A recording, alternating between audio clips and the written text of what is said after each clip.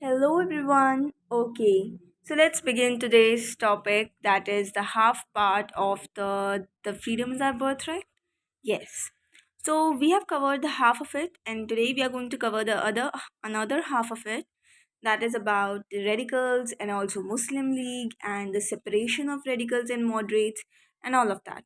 Okay? So are you guys ready for this? So let's begin. So first of all, we know about Swadeshi movement. In the last video, we end up with this movement as Vande Mataram movement, also known as in the Andhra Pradesh, I guess, right? So in the Andhra Pradesh, it was known as Vande Mataram movement, and Swadeshi movement was the name of it.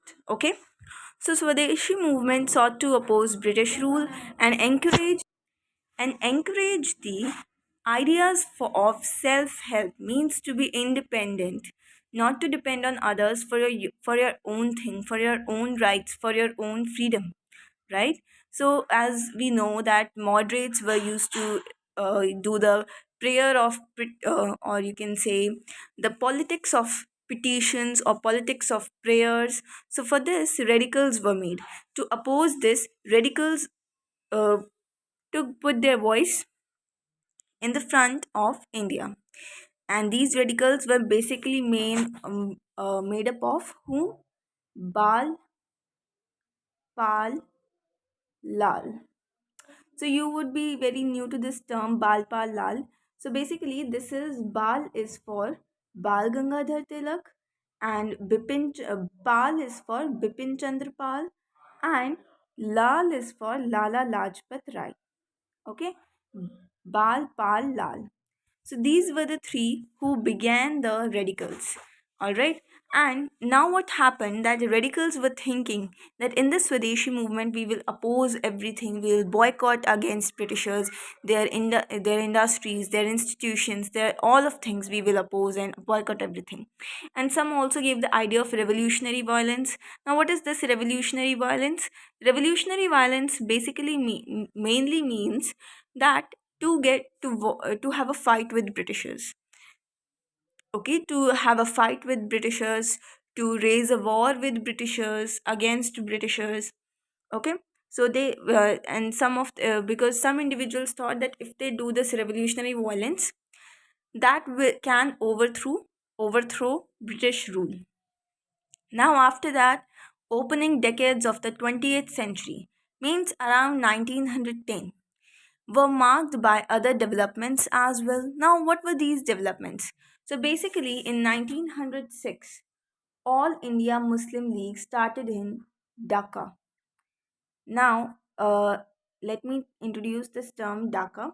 So, Dhaka is basically currently the capital of Bangladesh, and before independence, as Bangladesh was also a part of India, so, as Bangladesh was also a part of India before independence, so Dhaka was the city in which All India Muslim League started, in which year 1906.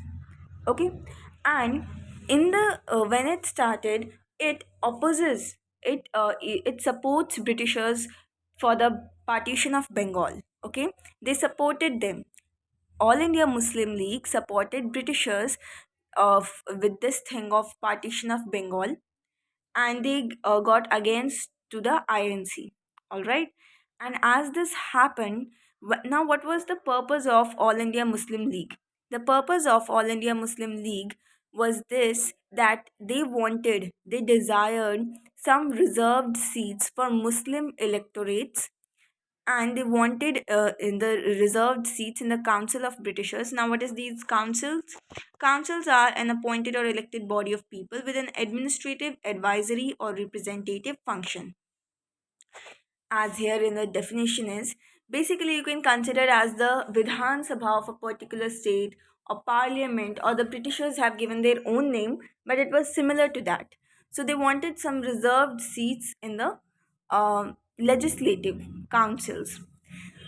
Now, as they were desired for this, that's why they uh, supported Britishers at that time, and they got this thing. Britishers conceded their demand in which year?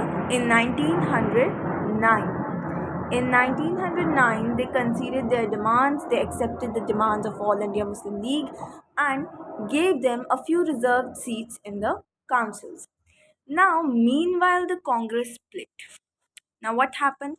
That in the 1907, Congress was split into two parts. Now, what were these two parts? So, if this is INC, okay, so it separated in two parts. One was moderates, another was radicals. Because radicals were in the support of boycott or war or fight with Britishers, and moderates were in the support that we should not boycott them. We should not boycott all of these things. We should not be doing this because their point was that if they do this, they will be needing force, and obvious, it is a very obvious thing that Britishers had more and much more forces in compared to India. Okay, so they will definitely defeat. India will definitely defeat in the war if they do the war thing.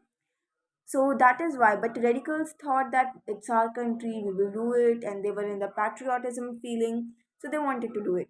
Okay, both have their different opinions, which were correct on their own places. Now they felt that okay. So after the separation, what happened?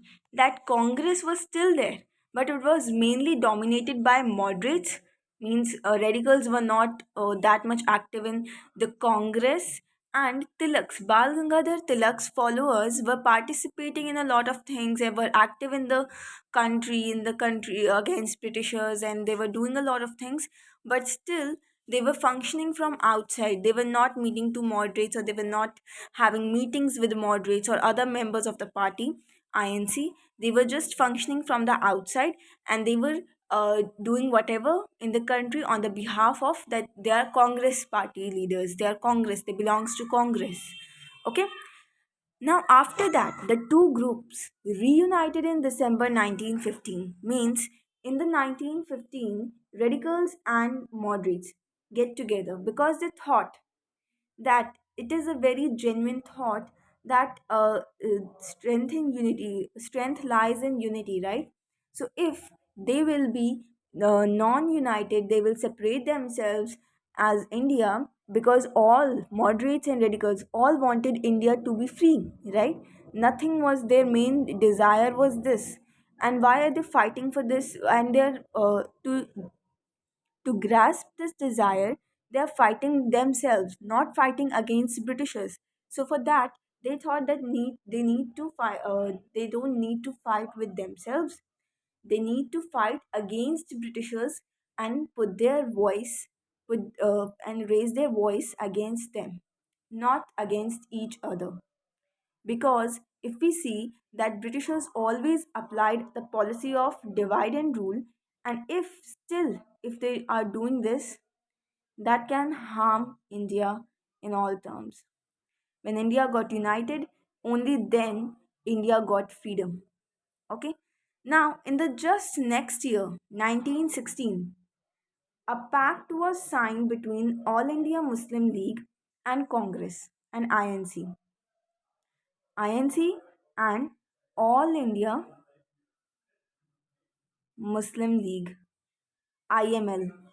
Okay, so IML and INC wanted they signed a pact between them that they should not get separated on the behalf of religion.